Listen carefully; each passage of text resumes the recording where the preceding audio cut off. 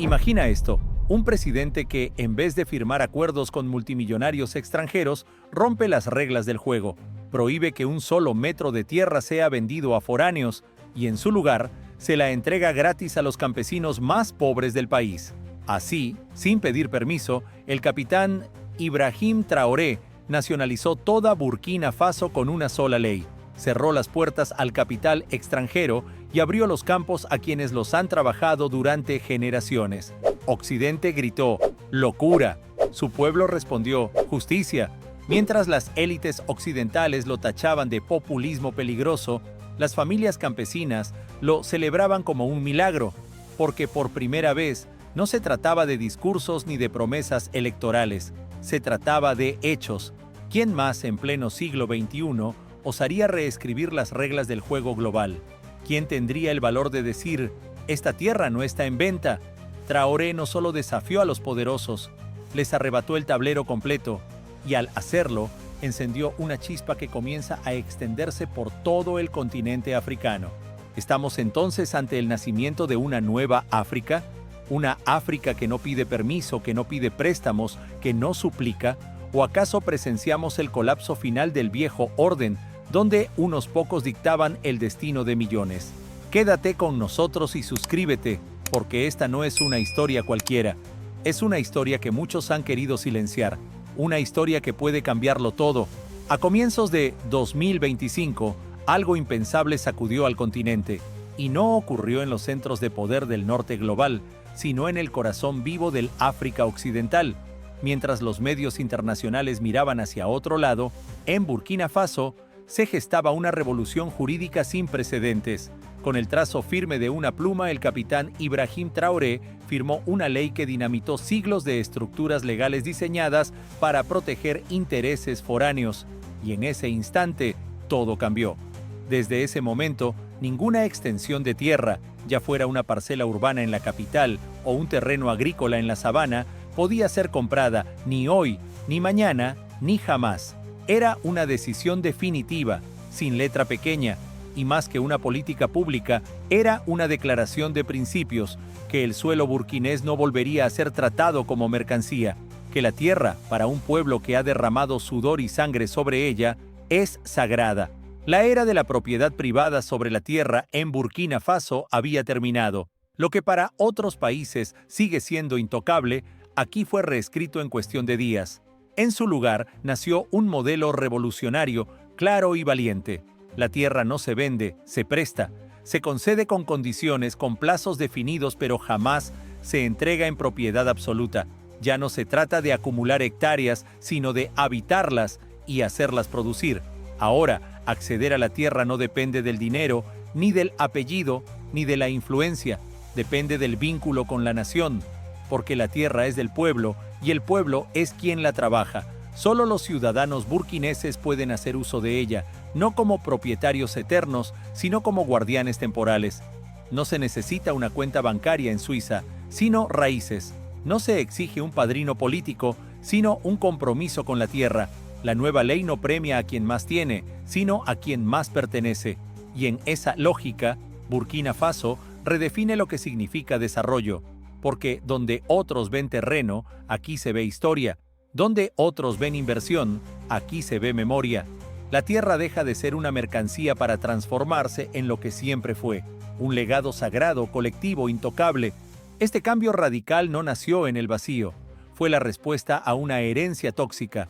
Durante décadas, una ley de expropiación heredada del dominio colonial permitió que el Estado despojara a comunidades enteras en nombre del interés público, para luego ceder esas tierras a empresas extranjeras con fines lucrativos. Fue un mecanismo de despojo legalizado. Hoy ese canal ha sido sellado con firmeza, y como era de esperarse, la reacción global no tardó. Los mercados internacionales lo calificaron de temerario, los think tanks hablaron de inseguridad jurídica, las embajadas occidentales en susurros diplomáticos insinuaron represalias, pero la decisión ya estaba tomada, y esta vez no habría marcha atrás. Pero Traoré no se inmutó, no tembló ante la amenaza de represalias diplomáticas, ni vaciló frente al rugido de los mercados, no buscó excusas, no pidió permiso, no bajó la cabeza. llamó a las cosas por su nombre. Esto no es radicalismo, es reparación, no es populismo, es justicia, es una sanación largamente esperada, una corrección histórica que devuelve el alma a un pueblo que fue despojado no solo de su tierra, sino de su dignidad.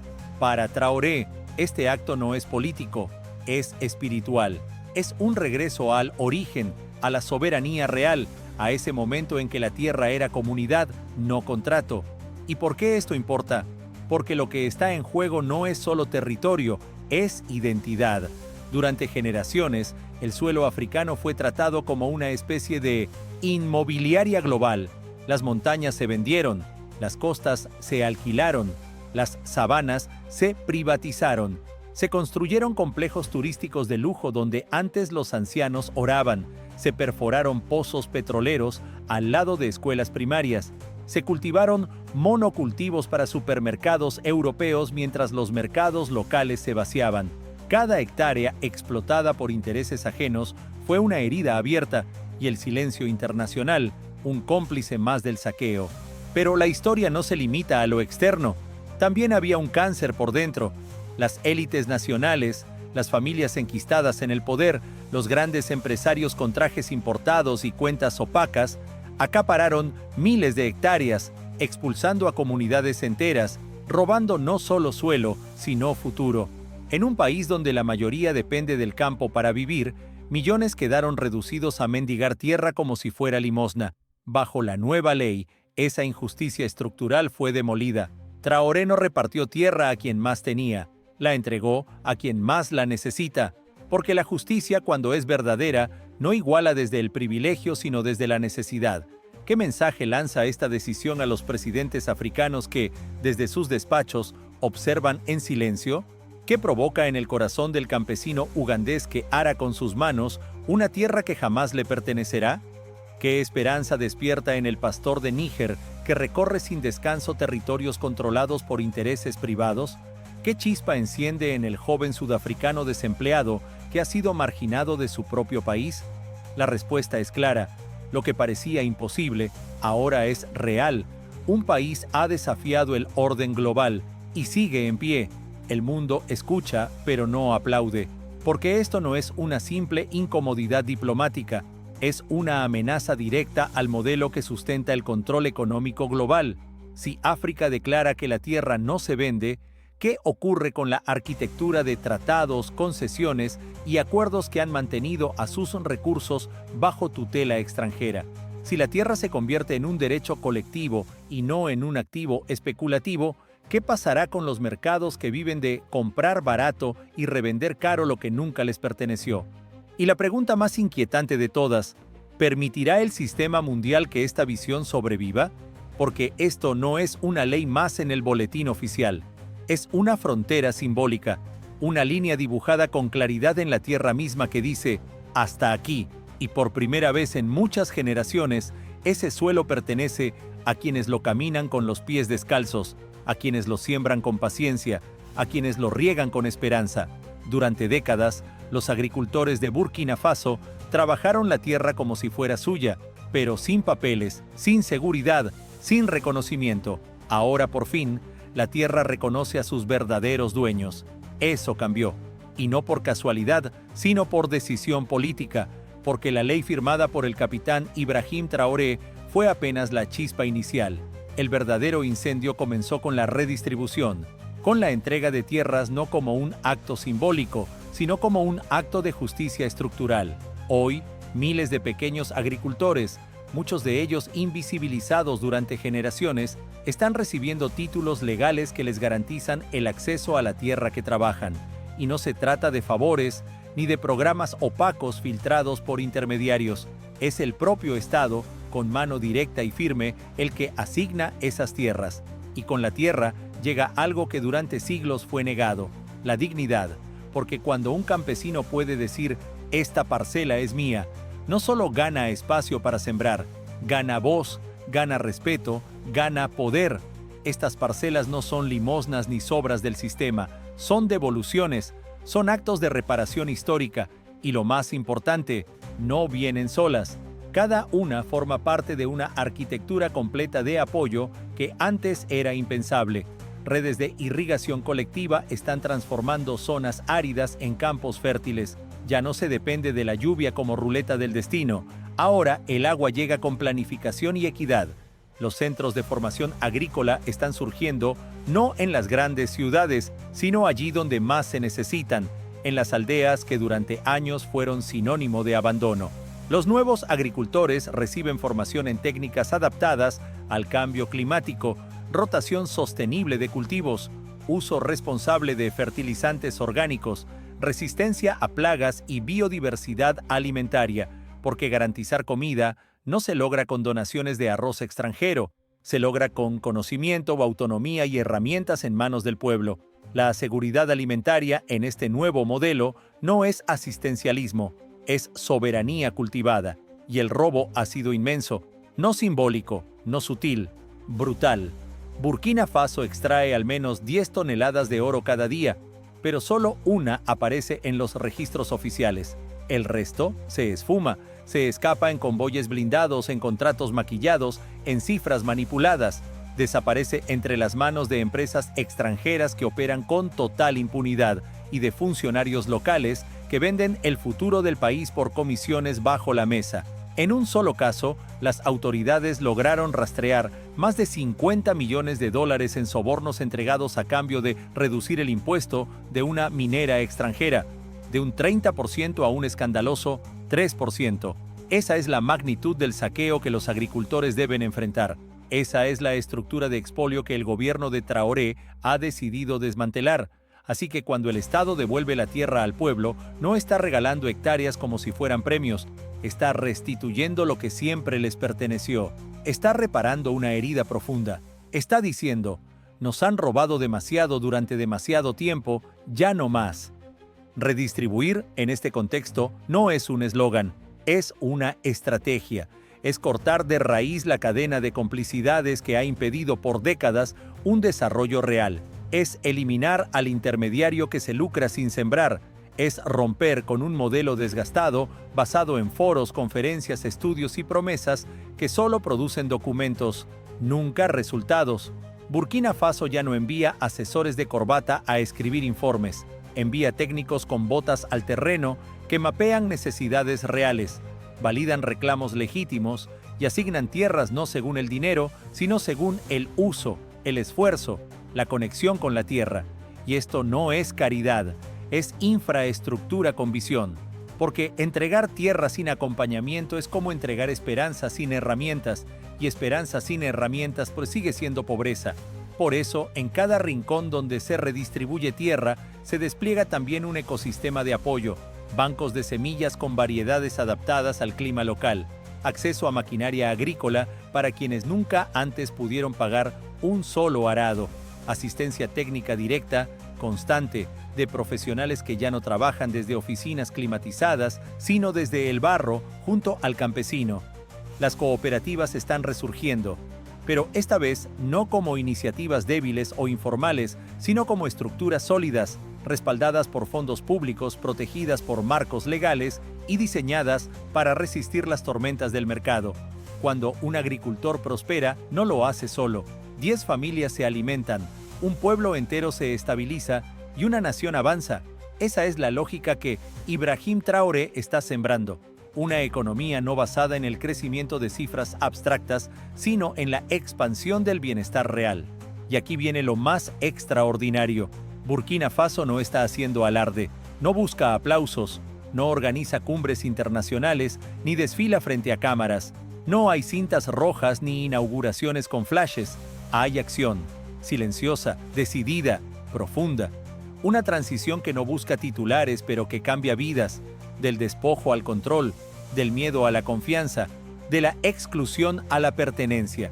Y mientras eso ocurre, otros países comienzan a mirar con atención.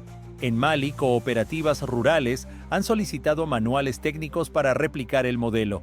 En Senegal, abogados están citando la ley burkinesa como precedente en juicios de restitución de tierras. En Uganda, los jóvenes no exigen limosnas, piden mapas, quieren saber dónde pueden construir su futuro. porque la tierra, entienden ahora, no es una superficie donde se pisa, es una estructura donde se edifica un país. No es un producto que se vende, es un pacto entre generaciones, y ese pacto en Burkina Faso ya no se firma con tinta, se cultiva con manos limpias y herramientas limpias. Y las mujeres han sido desde siempre el corazón invisible de la agricultura africana. Son ellas quienes preparan la tierra antes del amanecer, quienes cargan el agua sobre sus espaldas bajo el sol ardiente, quienes siembran, cosechan, transportan y venden en los mercados. Y aún así, durante décadas, no tuvieron derecho a la tierra que alimentaban. Mientras cultivaban el sustento de naciones enteras, vivían sin títulos, sin voz, sin reconocimiento legal. Generaciones enteras de mujeres africanas sostuvieron economías rurales desde el anonimato, sin que nadie les entregara una sola hectárea. El capitán Traoré no solo vio esa injusticia, la nombró, la enfrentó y comprendió que no se trataba únicamente de discriminación, era una falla estructural. ¿Cómo puede crecer un país si mantiene a la mitad de su fuerza de trabajo en la marginalidad legal? ¿Cómo puede hablar de desarrollo cuando priva a sus mujeres de las herramientas básicas para prosperar? Esa incoherencia en la nueva Burkina Faso ya no tiene cabida. Por primera vez en la historia del país, la tierra comienza a entregarse directamente a cooperativas de mujeres, y no como un gesto simbólico para aplacar discursos feministas, sino como parte de un diseño económico profundo. Se les asignan terrenos fértiles, zonas ganaderas estratégicas, unidades de procesamiento para productos clave como la manteca de karité, los cereales locales o los lácteos artesanales. No se les pide que esperen ni que demuestren su valía. Se les reconoce de una vez y se les entrega lo que siempre les fue negado. Y cuando una mujer campesina tiene tierra en sus manos, todo a su alrededor comienza a florecer.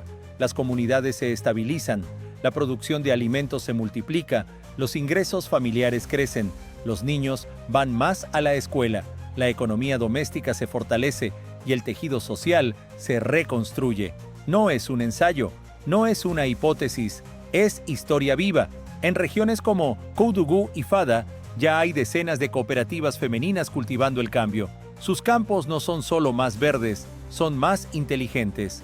Utilizan riego por goteo, compostaje natural, bancos de semillas locales y con cada cosecha están reescribiendo lo que significa el progreso en África.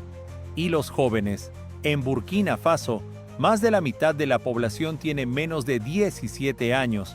Durante años eso fue retratado como una carga, una bomba demográfica, un desafío imposible. Pero hoy, bajo una nueva visión, ese problema se ha convertido en una de las mayores fortalezas del país. El futuro ya no es una incertidumbre juvenil, es una promesa colectiva, y esa promesa no se construye con discursos, sino con tierra. A los jóvenes ya no se les ve como mano de obra barata ni como migrantes en potencia. Se les considera líderes, innovadores, custodios del mañana. No se les da tierra para sobrevivir, sino para crear, para emprender, para decidir. En los nuevos centros de formación rural, ubicados lejos de las capitales, aprenden a cultivar verticalmente, a mejorar genéticamente las semillas autóctonas, a instalar sistemas de irrigación con energía solar, a construir modelos de agroindustria que no imitan al norte global, sino que responden a su propio territorio.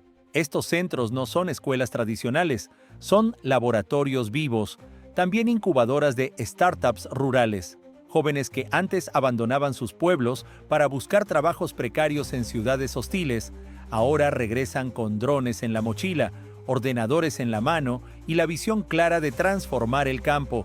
Ya no se trata de sembrar por necesidad, se trata de innovar con identidad. En Gawa, por ejemplo, un colectivo de adolescentes diseñó, programó y lanzó el primer banco de semillas móvil del país. Jóvenes que apenas 3 años atrás jamás habían encendido una computadora, hoy gestionan una herramienta digital que conecta a comunidades agrícolas con variedades resistentes al cambio climático. Esa es la nueva cara de Burkina Faso, joven, audaz, formada, conectada con sus raíces y dispuesta a reinventar lo que significa prosperar en África. Y no es casualidad que este modelo esté generando alarma más allá de sus fronteras, porque si Burkina Faso puede nacionalizar cada hectárea, devolverla a su pueblo, activar la economía local y florecer. ¿Quién dice que Mali no puede? ¿O Ghana? ¿O el continente entero? Los titulares internacionales explotaron, analistas pidieron sanciones, se congelaron fondos, se retiraron inversores, pero Traoré no titubeó, no porque ignore el costo, sino porque entiende el precedente. Esto no es solo política agraria, es teología política, una fe en que la tierra es sagrada, que la dignidad no se negocia y que el futuro de África no debe ser prestado, sino cultivado. La pregunta ya no es si lo detendrán, la pregunta es si alguien puede detener una idea cuando ha echado raíces, porque esto no es caridad, es revolución.